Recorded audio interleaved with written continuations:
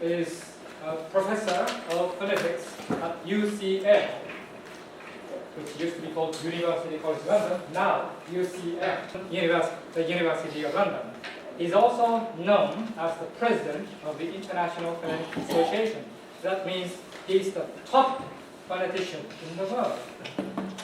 You have great opportunity to learn from him in person, directly this evening and tomorrow.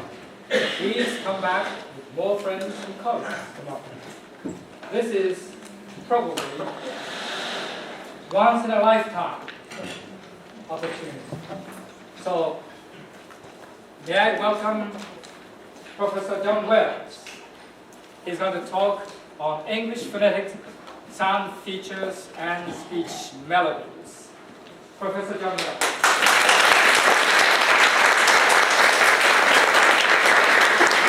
Thank you very much, Professor Taniguchi, for that kind introduction. Yes, English phonetics is my profession and my hobby. I'm very interested in phonetics. I have been all my life. When I was quite young, even before I went to university, I thought phonetics seemed very interesting. I read books borrowed from the public library. I thought, this is interesting. And when I had the opportunity as an undergraduate to study phonetics, I seized it.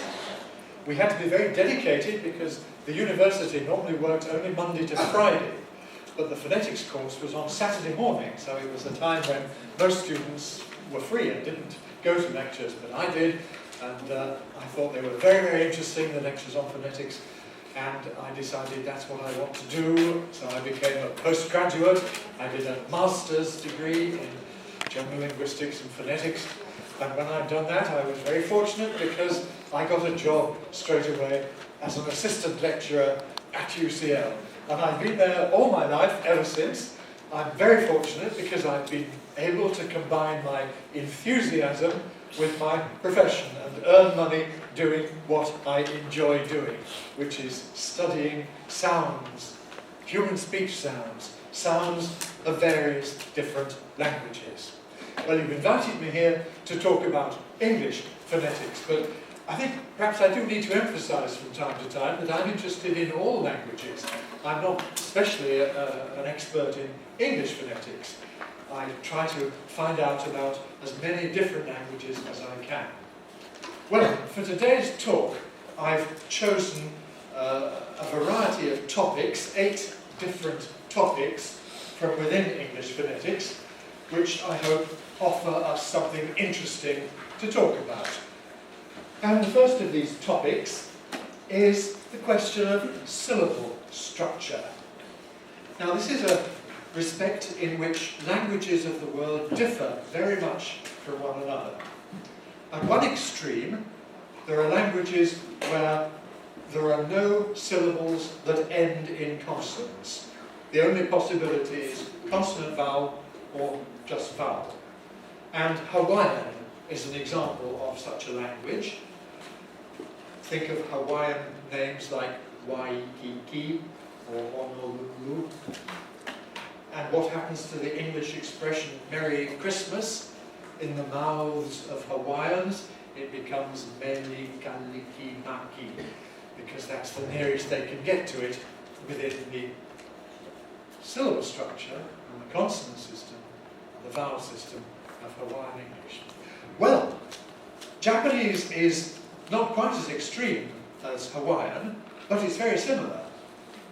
You only have one possible final consonant in a word, which is the N, the syllabic Moraic nasal, and you have this possibility of doubling obstruents in the middle.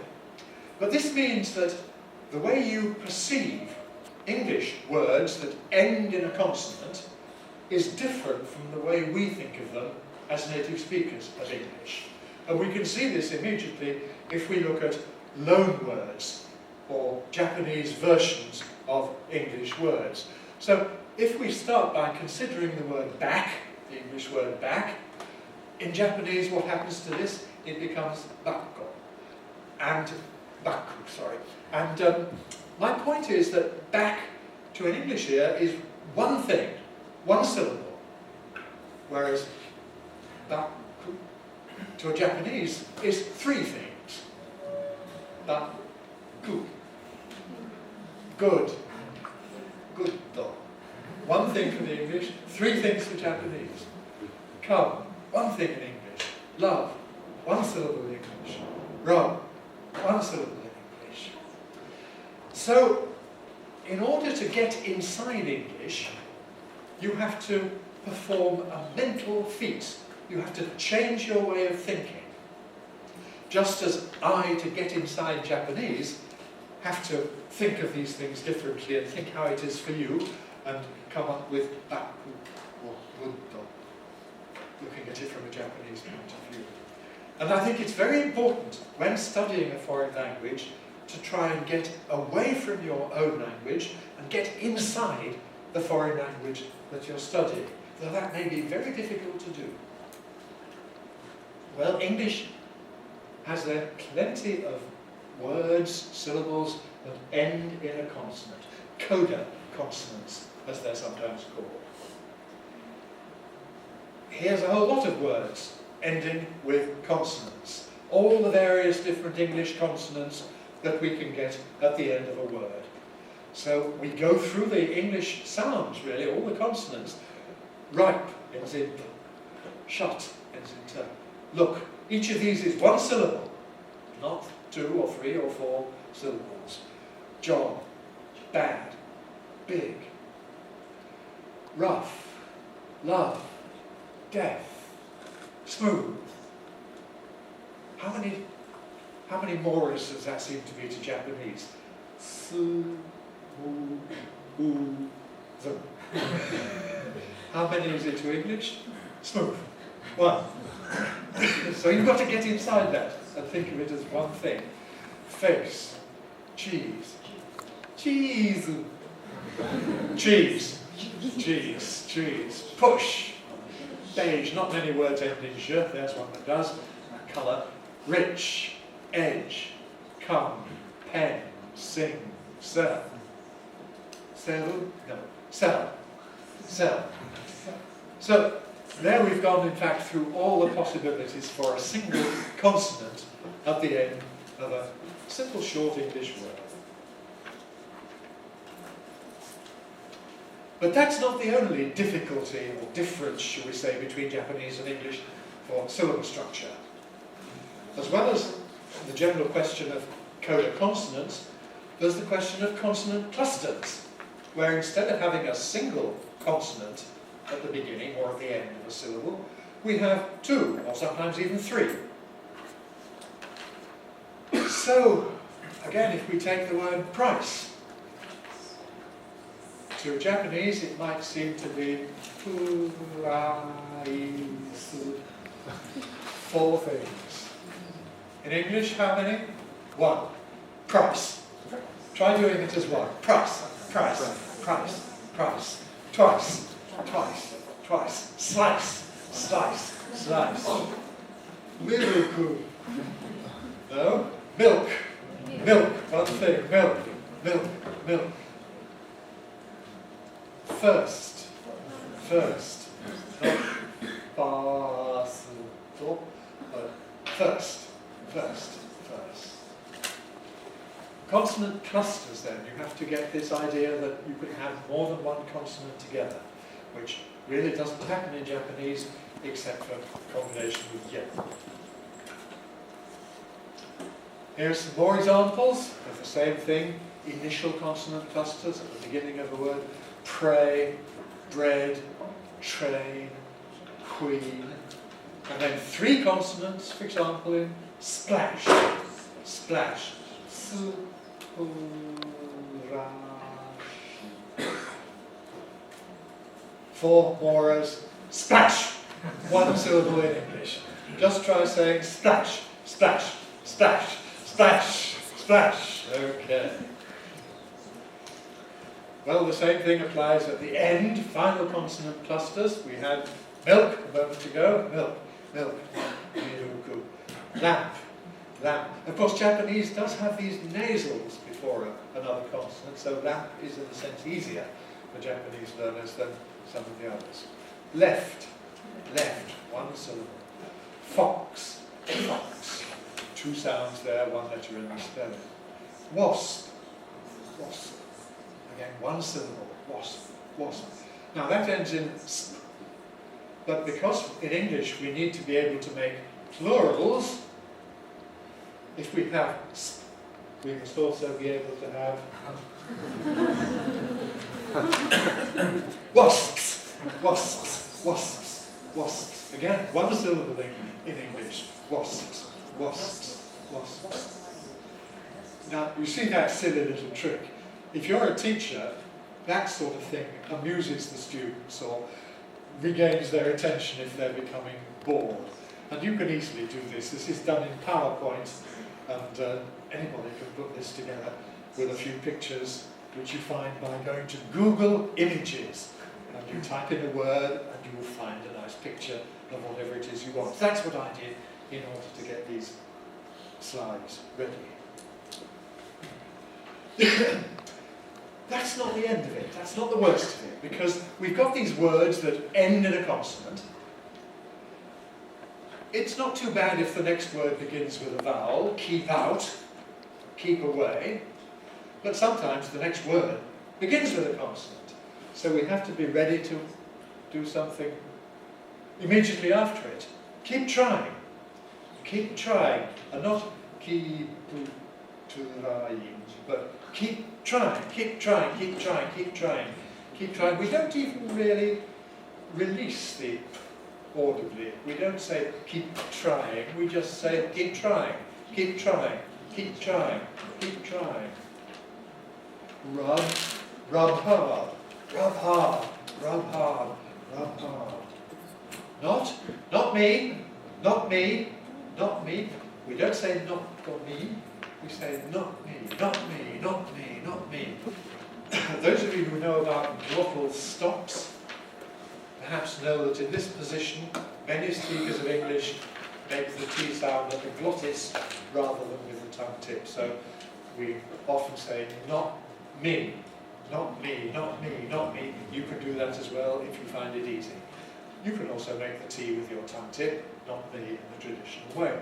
Not me. Try not me, not me, not me, not me, not me. Yes, one of the things about a phonetics class is everybody has to be ready to say things to make a fool of themselves. And this is sometimes difficult to begin with. We feel embarrassed making noises in front of other people. Well, if you want to study phonetics seriously, you've got to do it, and you've got to be ready to speak out in front of other people and not to be too embarrassed about it. So let's again have everybody saying, not me, not me, not me, not me, not me, not me. We don't say good day, good day. We run the two D sounds together. Good day, good day. We make a single long D, just like you do in good day, good day, good day. So you do the same thing in English. Good day, good day, good day, good day. Who are the people who say good day? Australians. We don't really say good day in Britain or in America. I mean, yes, it's literary, it's formal, but it's not the usual thing we do. Whereas Australians all the time say g'day, g'day, g'day. And so we think of that as an Australianism. Back. Back garden. Back garden. Back garden. I grow flowers in my back garden. What do Americans call a back garden? Backyard. Okay.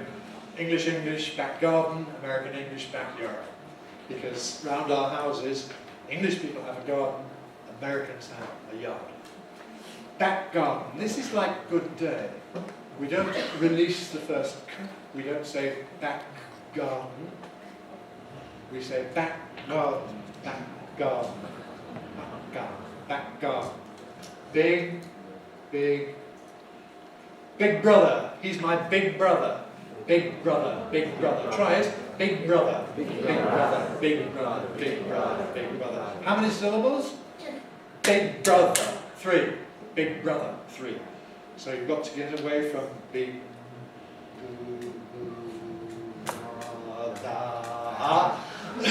into big brother, big brother, big brother. Well, we can go on doing this rough. I think you can all make a good F sound, can't you? Even though you don't have it in Japanese, you know how with the lower lips and the teeth.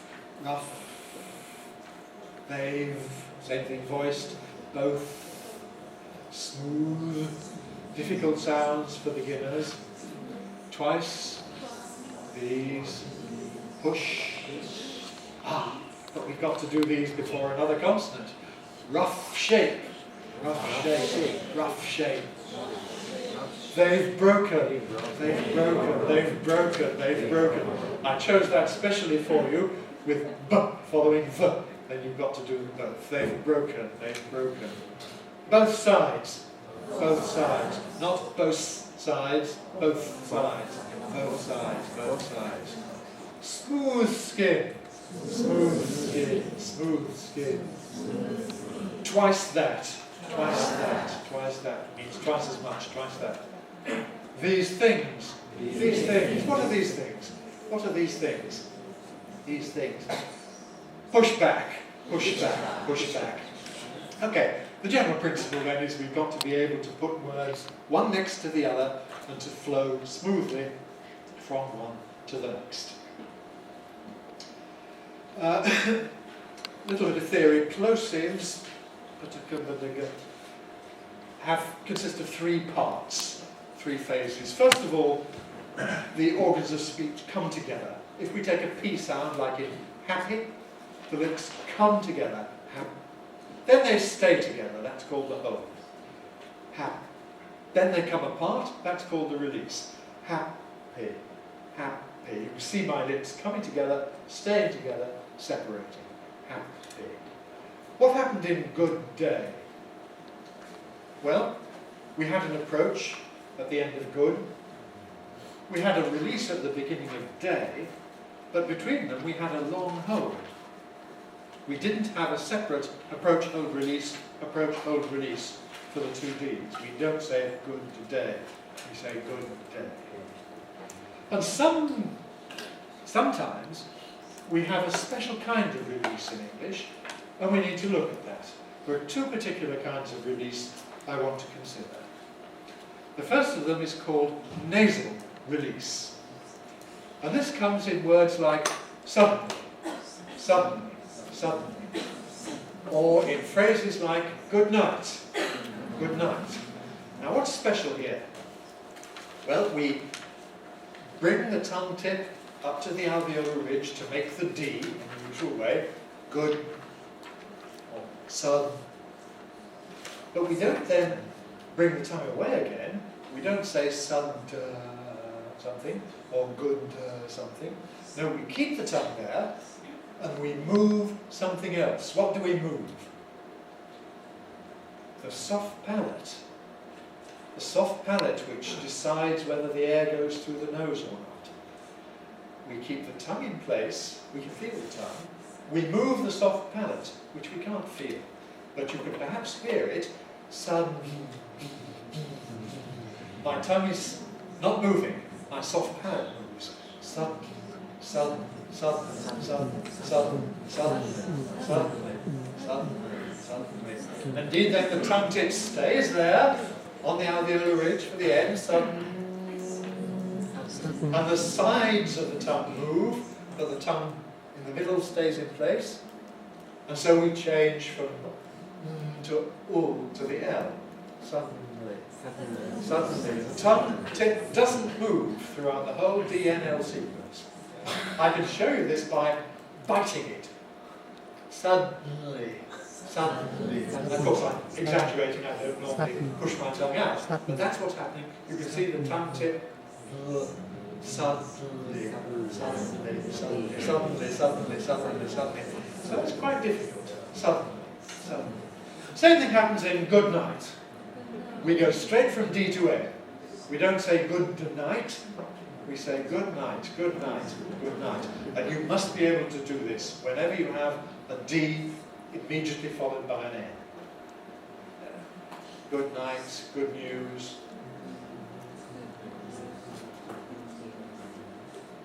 And of course, in everyday words like didn't, couldn't,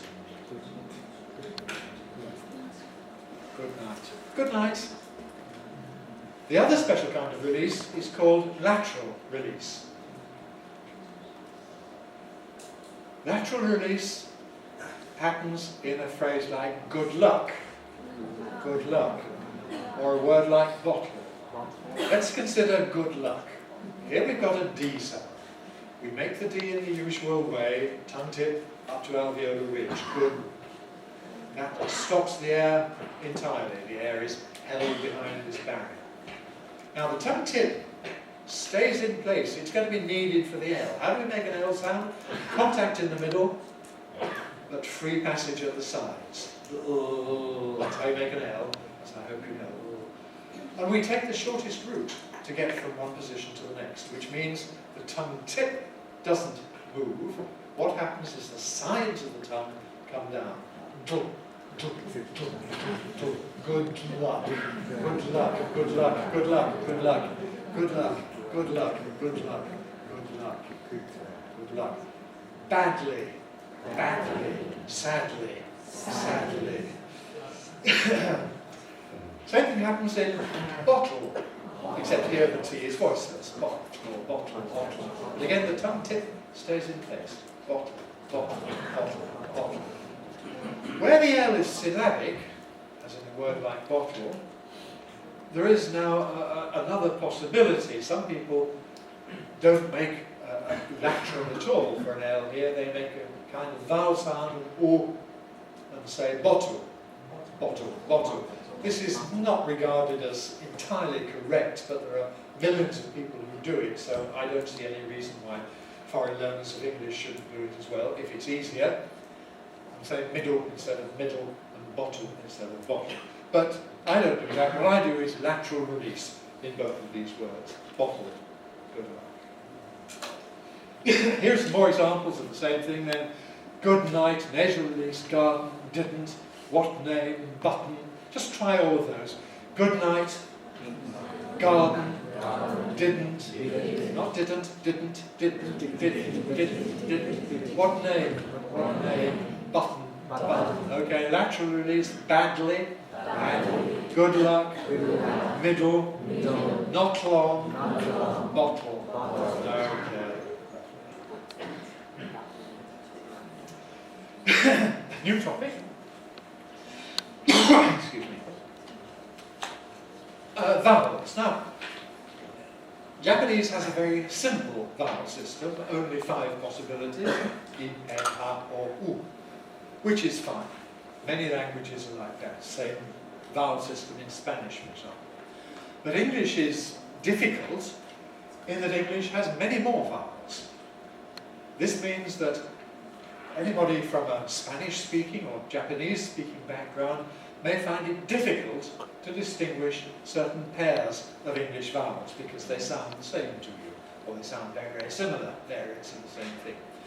An example of this in English is the vowels a and a, which we have, for example, in the word track. There's a railway track, track, track, and this lorry, this vehicle, which is called a truck. Truck, truck, truck. And so this is the difference between track and truck, and track and truck. And I know that from a Japanese point of view, both of these seem to be the same thing. Toraku or something. Toraku, yes, toraku, toraku, toraku. Same ah. But if you say truck and truck, not very good. They both sound the same. They're different in all kinds of English. American English, British English, Australian English, any kind of English, we always got a difference. We don't all make it in exactly the same way, but we all have a difference. Track, truck, track, truck. In most kinds of English, a is fronter, more like air. Track, truck is backer, more like off. Truck, truck. Now, whenever we have this kind of problem, it is not just a problem of you pronouncing. It's also, very importantly, a problem of you hearing the contrast. because unless you can hear it reliably, you probably are not going to be able to reproduce it reliably. This is why we encourage everybody to do ear training. Ear training means the teacher demonstrates the difference, as I have done, and then chooses one, and you have to say which it is. So, you know left and right. The track is on the left. The truck is on the right. Now, on the left or on the right, where is this one? The track. Where is that? Track. Track. Left. Good. Truck. Where's this one? Truck. Right. You can do it even by showing, you know. So point at the track. Everybody point. The track. Good. The track. The truck.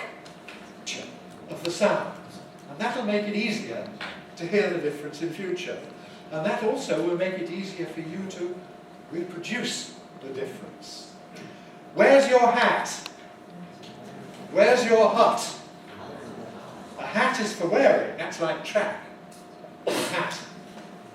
A hut is a simple kind of house that you could live in. Where's your hut? Hut, hat, hut, hat. And then phrases that have both of them in. Did you see much of the match? Did you see much of the match? Much like truck, match like track. Much, match. Did you see much of the match? You try saying it. Did you see much of the match? Again. Did you see much of the match? Did you see much of the match? Right. And supposing you're very shy and you don't want to do this in class. Well, one thing you can do, if you have a friend, and you can practice with a friend, is you can give one another ear training. That will test both of you. Because if you take track and truck, and you say to your friend, now which is this? Truck. And your friend says, on the right. And you say, good, that's fine. But you've also demonstrated that you have done it right. And actually, if the friend says, oh, that's the one on the left, then you just make a little note, and maybe you don't even say that they're wrong, it's you who was wrong. Because it's the two of you together communicating this. Of course, if you've got access to a native speaker, that's even better, but you can certainly practice it with a friend.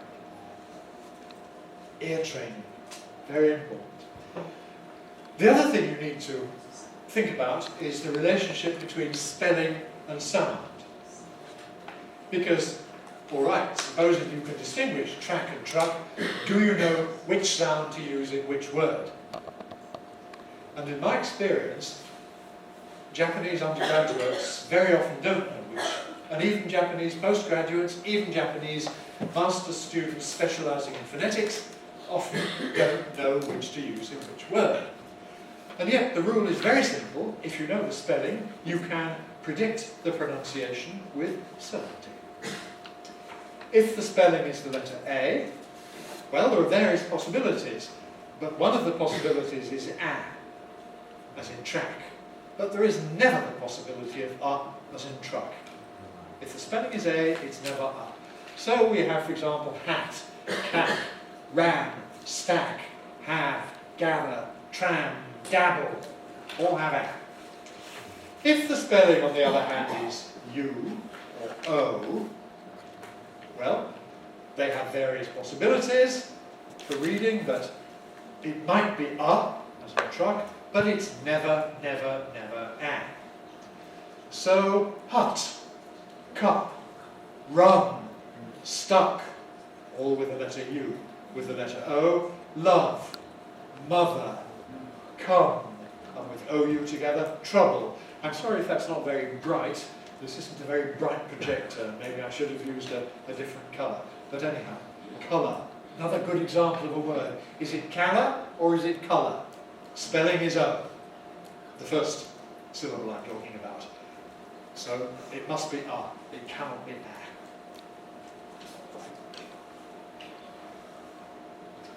Another vowel pair that gives problems to some learners of English is the difference between R and For example, in a race, At the beginning, we have the start. Start, start, start. And this lady is a nurse. Nurse. Different sounds. Nurse, nurse. Start, nurse, start, nurse. This is my heart. Heart, heart. If something is unpleasant and it causes a pain, it hurts. To hurt, hurt, to hurt. Heart, hurt, heart, hurt. Up in the sky, we can see the stars. Star, star, star. If you put sugar in your coffee, you then have to stir it. Stir, stir, stir. Star, stir, star, stir, star, stir. If you speak American English, you've still got the problem. In American, it's heart and hurt, star, stir, and the start and the nurse. So the extra comes in both cases, but you must still distinguish the vowels. What happens when you borrow English words with into Japanese? When I first came to Japan, I was puzzling through my list of katakana and working out what signs said, and I saw this sign that said Sabisu. What English word could that possibly be? Ah, service! Because, yes, is mapped onto R. So it's not obvious to English people, but that would happen. You must try and get inside the mind of the English, for whom is a different sound, a quite different sound from R. And here's a phrase that has them both in. The first part.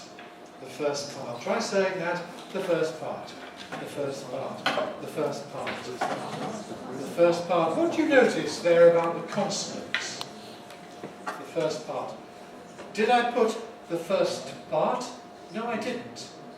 Because in English, when we have a word like first, and the next word begins with a consonant, we very frequently drop the T sound, we omit it, we leave it out. We don't say first part, we say first part. That's easier. You too can do that.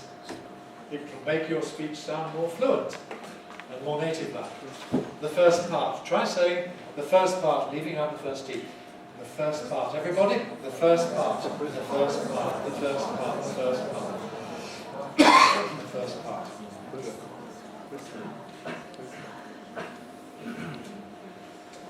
I'm sure you all know about this. Consonant problems. Again, contrasts. And again, whenever we have a difficulty like this, we must do ear training. We must learn to hear the difference as well as make it. Alright, you know about the two lips compared with the lip and the teeth. But you must also hear the difference. There we've got a boat, a boat, a boat. Here we've got a vote, vote, a vote. Point to the boat, point the boat. Please, everybody, point to the boat. Point to the boat, yes. Point to the vote, vote. Point to the vote, vote. Point to the vote, point to the boat, vote. Good. Can you do it without seeing my lips? Point to the boat. Point to the boat. Point to the vote. Good, you're hearing the difference.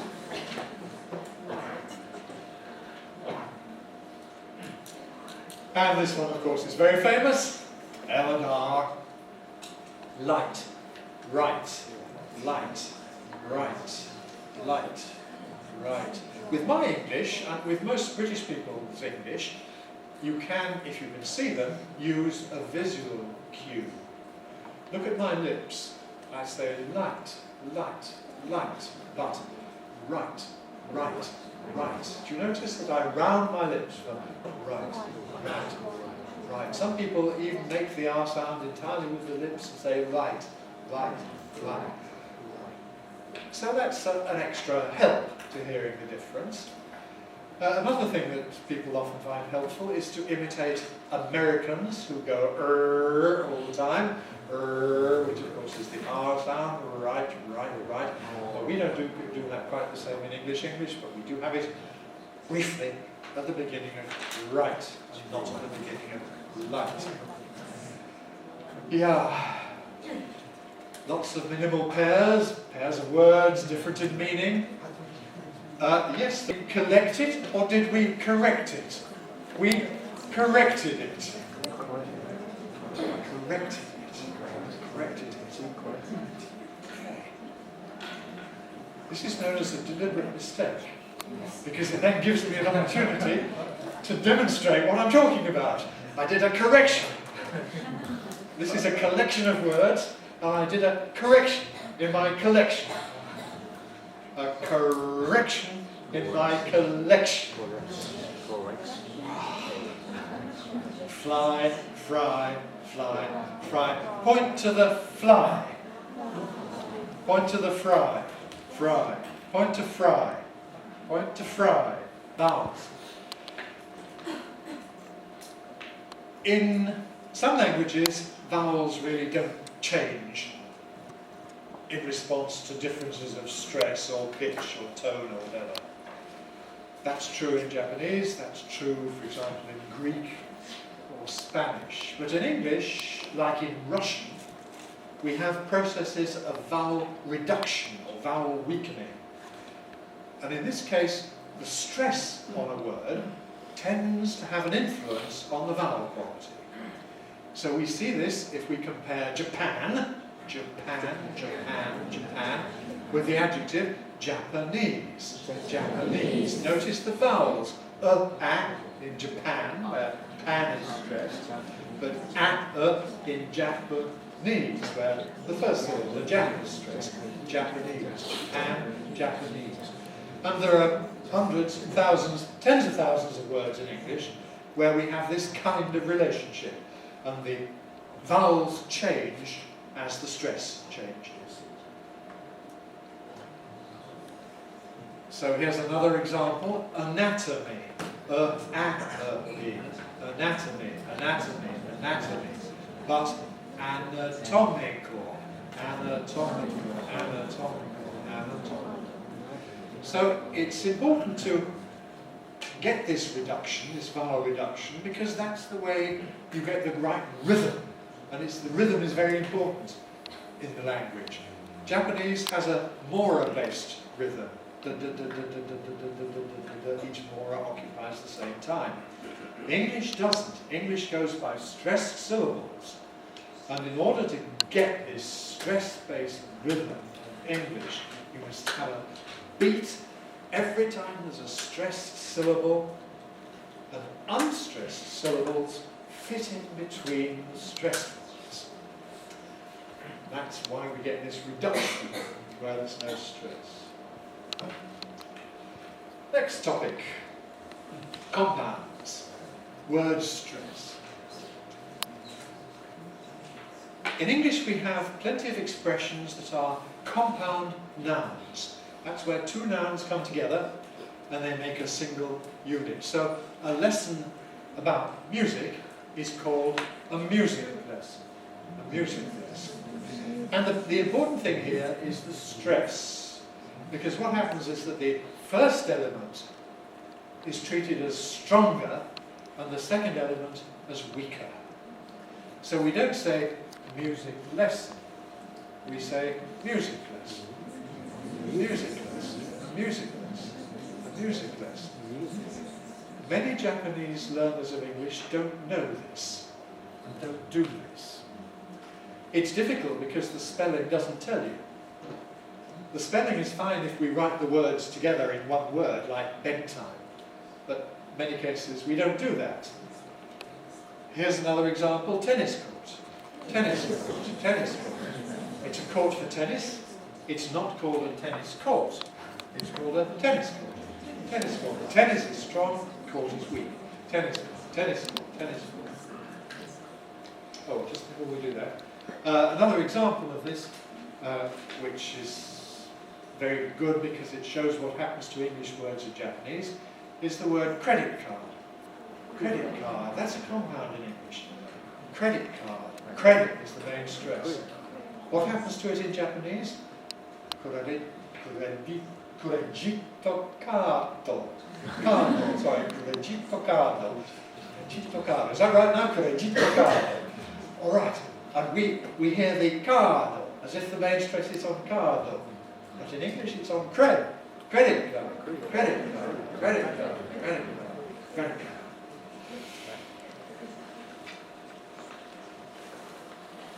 Unfortunately, there are some compounds that don't follow that rule, but have the second element as the strong one, and the first one as the weaker one. So, we normally speak of a ham sandwich.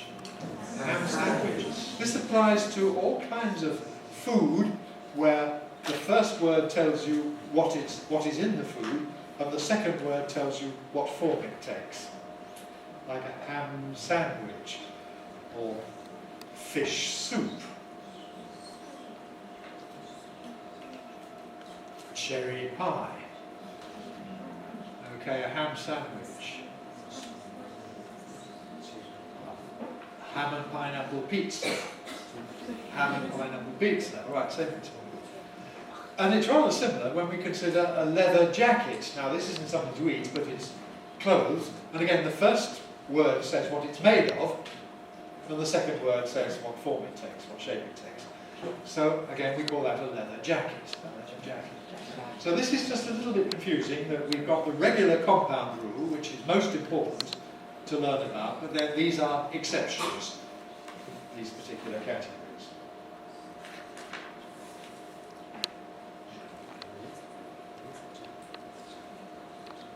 Something else that happens in the late stress compounds is called stress shift. In fact, this comes in phrases. Whenever we have a word that has more than one stress in it, followed by another word with a stress that is strong. So the word Japanese, for example, it's actually double stressed.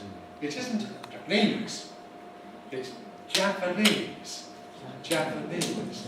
Japan, but Japanese.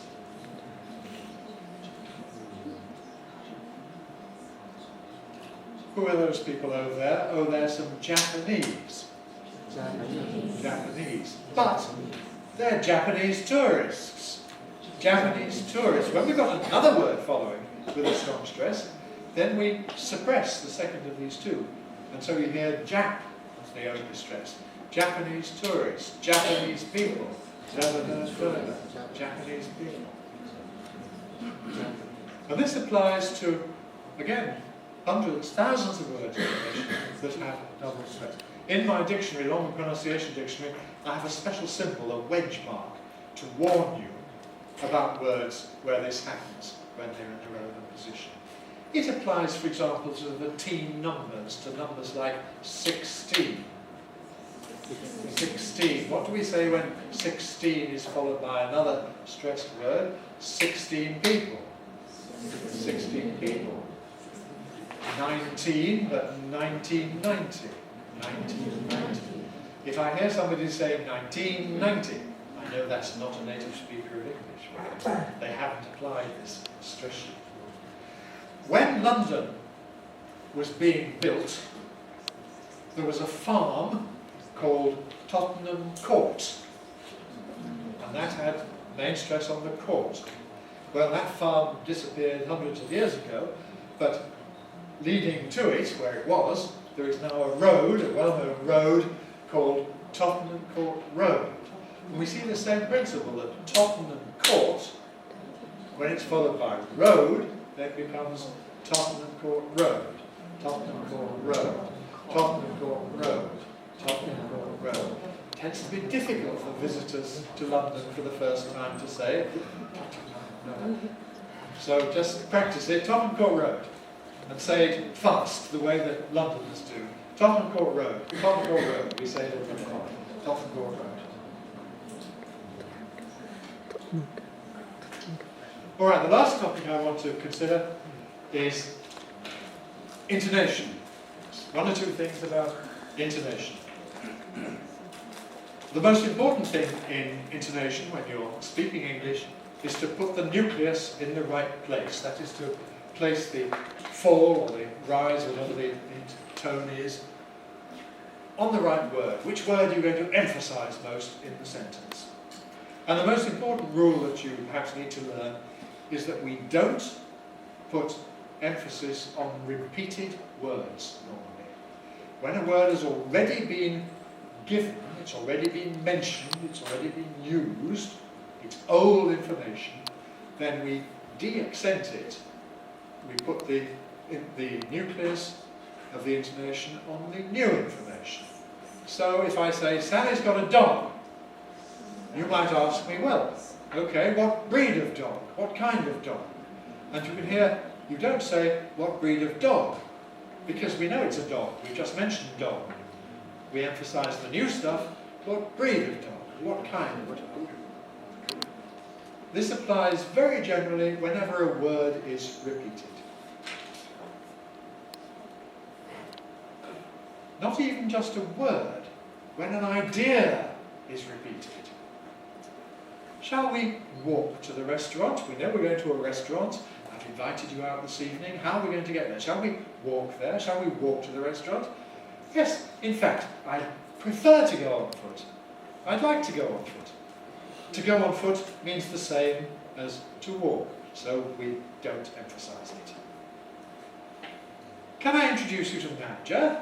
Here he is. Oh, no, that's okay. Actually, I've already met Mr. Jenkins. Mr. Jenkins is the manager. By using his name, I show that I know him already, and I don't emphasize it because it's shared information between the two people. It's not new. The nucleus of the intonation goes on the new information, the met. I've already met him. Another kind of word that you have to be careful about is words that have very little meaning of their own, empty words as we call them.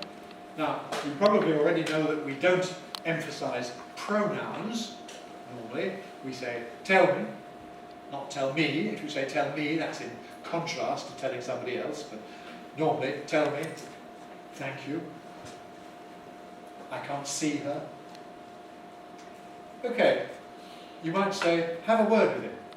Or alternatively, you can say, have a word with the guy.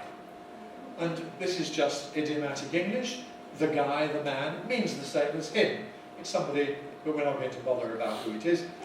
We've referred to him already. This is really an empty expression, like a pronoun, so we don't emphasize it. Have a word with the guy. If you say have a word with the guy, well, it suggests a not with the woman, or a not with the dog, or something strange like this, you see.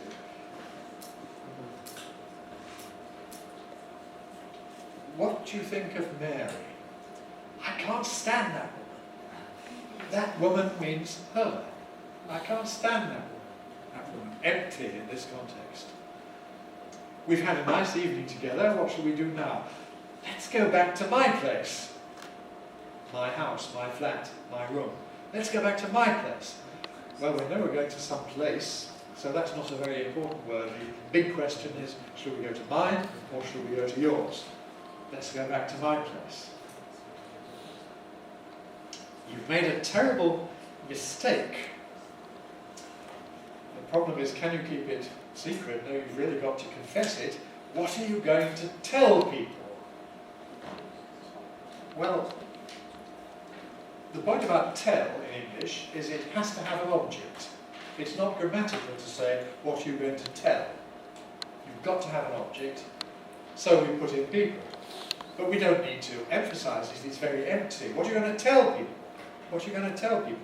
What would it mean if you said, what are you going to tell people? What are you going to tell people? Well, that's very strange because it seems to be a contrast between telling people and telling the dog, or telling God, or something other than people, which of course is not what you mean probably. If you don't mean that, then you must put the nucleus on tell. What are you going to tell people? The train was crowded, so we decided to catch a later one. Just very little quick things about intonation. First of all, going down. Some people find it difficult to distinguish a fall from a rise. That's a fall. Ah, oh, right, da, da. And one very simple rule to remember in English is that exclamations must have a fall. So if you're going to say wow, you say wow, wow. Try doing that. Wow, wow, wow. That is a fall. See if you can think. Wow, wow. Ah. Can you hear that fall? The voice starts high and comes down low. Now, that's a metaphorical expression in English, high and low. And I think you perhaps don't quite have that metaphor in Japanese. So, understand it. Ah. My eyebrows will go, ah. My body goes, ah. Professor Taniguchi will go, ah. Ah. All this way. Anyhow, depends on which way you're writing. Yes, this way. Falling. Wow, wow. Marvellous, marvellous.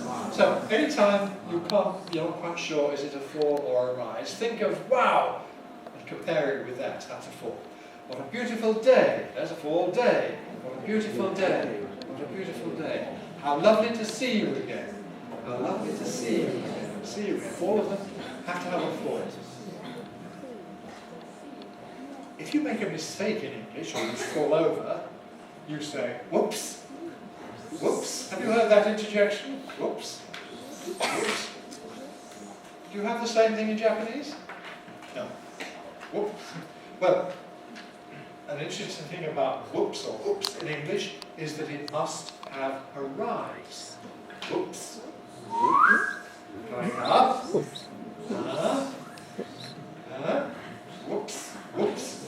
So with English learners, just as I tell them to think of wow for a fall, I tell them to think of whoops for a rise, to remember which is a fall and which is a rise. We use rises, of course, most typically in yes-no questions, questions that could be answered yes or no. So we say, for example, did you come here often? There's a rise, often, often. Don't take any notice of what happens earlier on. The important point is what happens from the nucleus onwards. Do you come here often? Often, often. Have you been here long? Long, long. Would you like some tea? Tea, tea. Would you like some tea? Tea.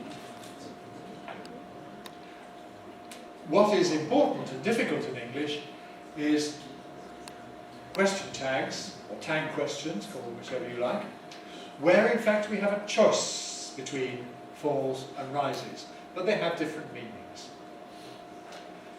So, in writing it looks the same. Number one is, it's snowing, isn't it? It's snowing, isn't it? Fall, fall. Number two is, it's snowing, isn't it? It's snowing, isn't it? Fall, then rise. In spoken English, we make a great deal of use of tag questions like this. And they have different meanings because the falling one isn't really a question at all. It's just a way for me to make a point and make sure that you agree with me before we go on to the next one. We can both see the snow coming down from the sky. Look, it's snowing, isn't it? I don't expect you to disagree with me. You can see that that's true, I can see that that's true. Falling tags. On the other hand, if I can't see, if I'm away from the window, I want you to look out and tell me, then I might say, it's snowing, isn't it? Isn't it? I'm not sure. I'm asking you. You can tell me, yes it is, or no it isn't. That's the difference in the meaning of these two tags.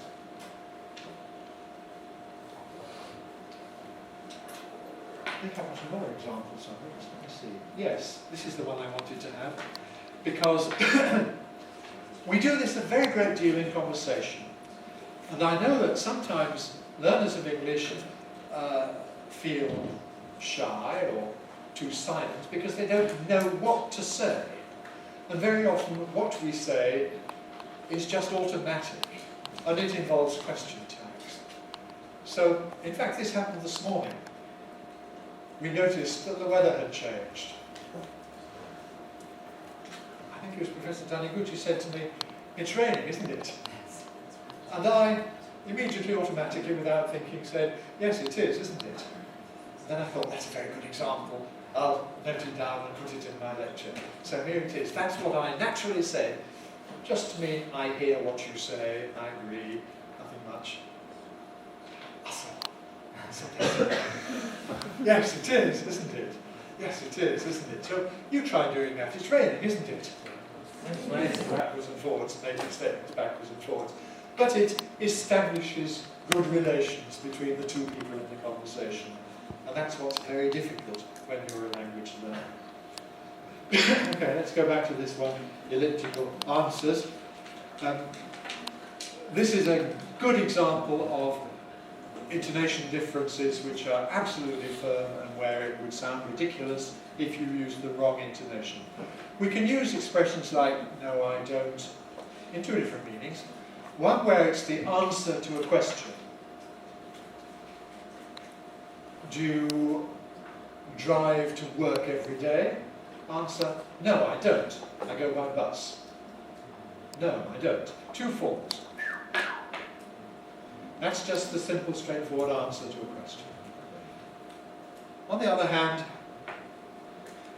if I say, you keep complaining, and you want to disagree with me, contradict me, you might say, no, I don't. No, I don't. And there we have a fall plus a rise. And that is the pattern we use for contradicting somebody's statement. Not for answering a question, but for contradicting something. You've never been to England, have you? Yes, I have.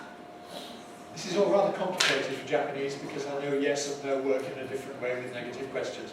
But that's what we would say. If I say, you haven't been to England, have you? And you want to disagree, yes, I have. Yes, in disagreement in English. So, no, I don't. Disagreement, contradiction. There is our rating. Here's this one I was just talking about. You haven't done your homework. Slightly longer version. Oh, yes, I have. Oh, yes, I have. And if I think you're wrong and I want to disagree with you in turn and contradict you, I'd say, oh, no, you haven't. Oh, no, you haven't. Oh, no, you haven't. This, in fact, forms a kind of game. And in pantomimes, in English theatres at Christmas, we have special shows for children called pantomime, and this is one of the regular things that happens in a pantomime. There's a dragon, for example, who comes onto the stage and everybody's frightened.